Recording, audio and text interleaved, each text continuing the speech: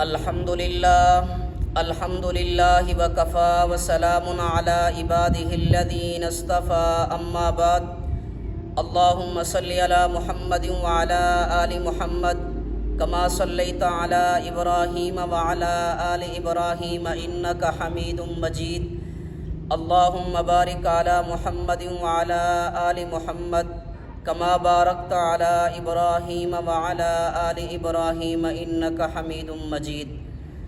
میرے محترم دوستوں، بزرگوں اور بھائیوں، امید کرتا ہوں کہ آپ تمام احباب ایمان اور صحت کی بہت اچھی حالت میں ہوں گے۔ اللہ تعالیٰ آپ سب کو اپنی حفظ و امان میں رکھے۔ آج کل معاشی حالات کی وجہ سے ایک سوچ یہ بھی پائی جا رہی ہے کہ قربانی دینے کی بجائے غریبوں کی مالی امداد کر دی جائے، قربانی کرنے کی بجائے غریبوں کی مالی امداد کر دی جائے، لیکن یہ بات کسی طرح بھی درست نہیں۔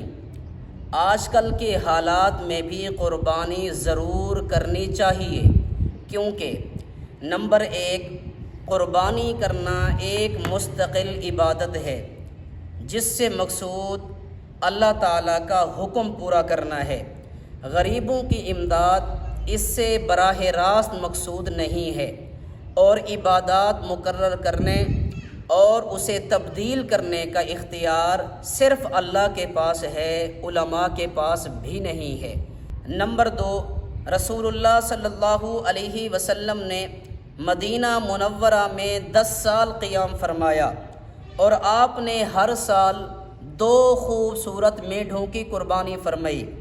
حالانکہ اس زمانے کے معاشی حالات اور آج کے معاشی حالات کے مقابلے میں بہت زیادہ کمزور تھے۔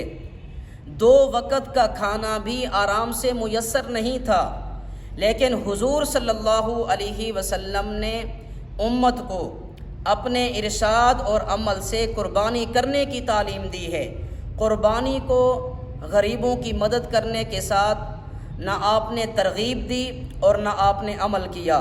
کیا ہم یہ فلسفہ پیش کر کے حضور صلی اللہ علیہ وسلم سے زیادہ اپنے آپ کو غریبوں کا ہمدرد ثابت کرنا چاہتے ہیں؟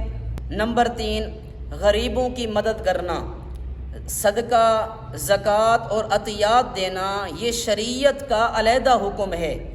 اس حکم کو اپنی جگہ پر رکھتے ہوئے خوب بجا لانا چاہیے، مگر ایک حکم کو دوسرے حکم کے ساتھ تبدیل کرنے کا رجحان بہت خطرناک ہے۔ آج قربانی کو مالی امداد سے تبدیل کرنے کی بات ہے، کل کو حج کی بھی ختم کرنے کی بات ہونے لگے گی۔ پھر یہ نقطہ نظر بھی سامنے آئے گا کہ نماز میں اتنا زیادہ وقت لگتا ہے، لہٰذا کاروباری سرگرمیوں میں لگا کر لوگوں کے معاشی حالات سنوارنے چاہیے، کیونکہ یہ گمراہی ہے اور گمراہی کی کوئی سرحد نہیں ہوتی۔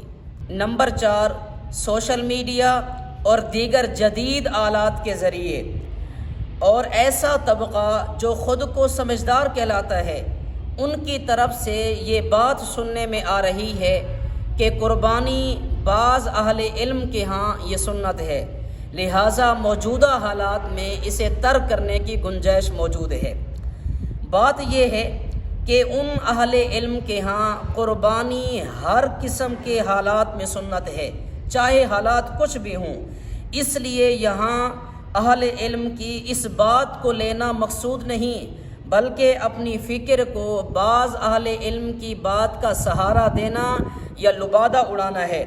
انتہائی دردمندانہ گزارش کی جاتی ہے کہ مسلمان ان باتوں پر کان نہ دھریں اور قربانی کے اس مبارک اور باعث ثواب عمل کو قرآن و سنت کے مطابق جاری رکھیں۔ اللہ تعالی ہم سب کا حامی و ناصر ہو۔ وآخر دعوانا ان الحمد للہ رب العالمین۔